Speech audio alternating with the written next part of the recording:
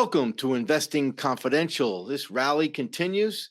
It's getting a little frothy here. See, Powell opened his mouth and things are obviously better again. When I say frothy, we talked previously about the put call ratio. Look at the put call ratio now. Everyone all of a sudden is bullish. I mean, people were bearish for a long period of time, and literally within a couple of weeks, everyone is bullish. Everyone wants to be bullish. Okay, they want to read into what Powell says and to be bullish. But listen, Powell showed his true stripes. Okay, this guy's a dove. I spoke of before. I don't have much respect for him as a in his current position. Powell showed his true stripes. He's a dove. He's under the thumb of private equity, Carlyle, PE guys, etc.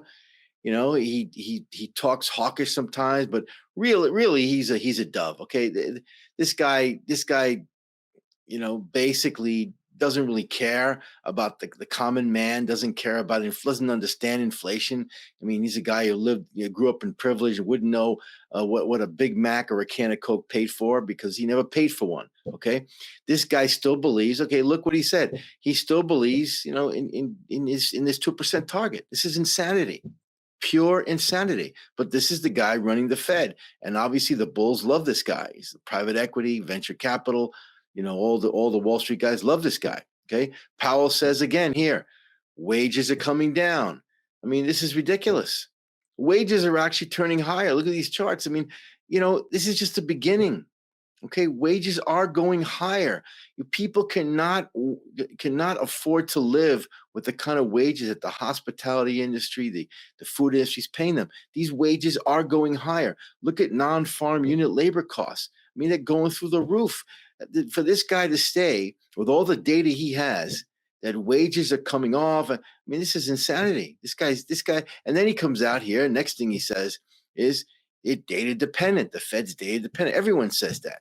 Okay, and then he says, okay, we're data dependent. This may take us a little longer, but look, people believed him for about 10 minutes, and then the market rallied again because they know he's a dove.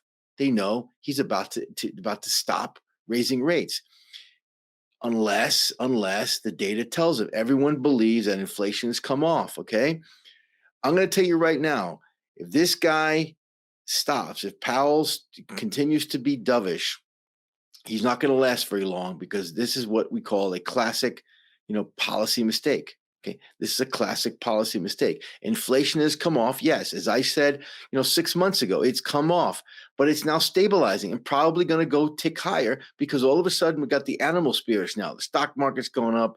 People are spending money like crazy. Credit card people are credit drunk. You see the numbers. Okay, crude's up, 4% one day. Breaking up to the upside. What does that mean? Gasoline prices are going higher. Gasoline prices mean higher inflation.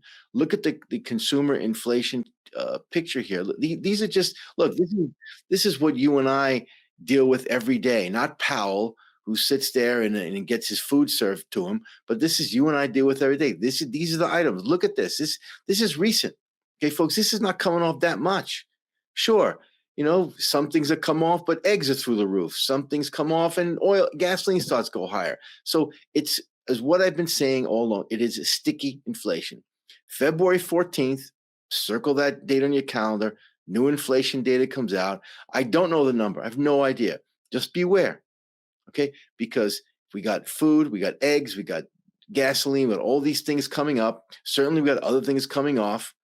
But if we get flat or slightly tick up in inflation data, the market is going to get destroyed because they know Powell just said he's data dependent. We know he's a fool, but he's going to continue to raise rates. Even though he doesn't want to, he's going to have to because he certainly doesn't want to go down to being a fool, but he is a fool.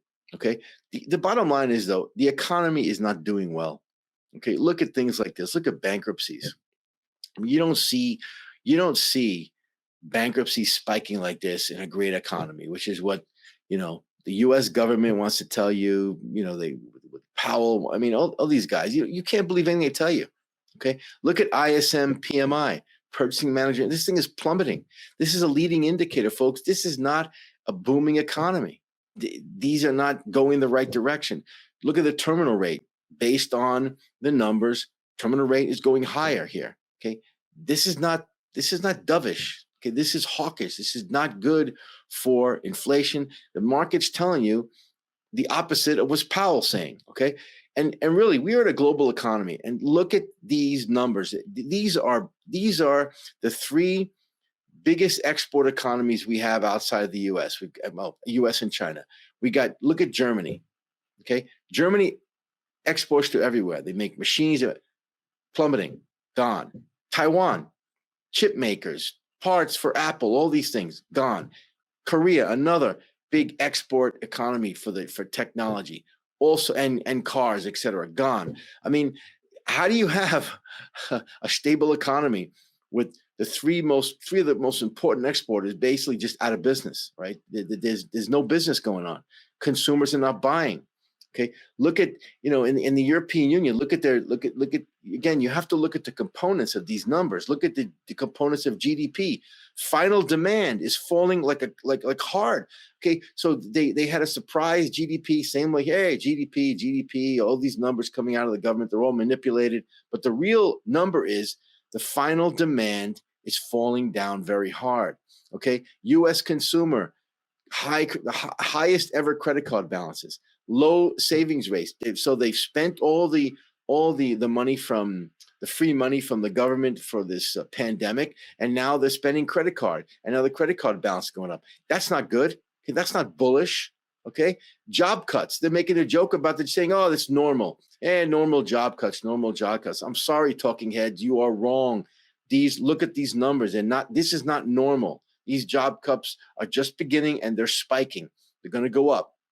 And then look at small business. Small business employment is not good. It corresponds to what we're seeing with the job cuts. You can't listen to Wall Street. You can't listen to these talking heads telling you not to worry about the job cuts. Okay? But hey, listen, let's say the Fed is done. Let's say the Fed's done by mid-year. Okay? The yield curve is going to stay inverted. There's no chance of it not becoming. So the yield curve is going to stay inverted because the Fed's not going to cut rates. Yield curve is going to stay inverted.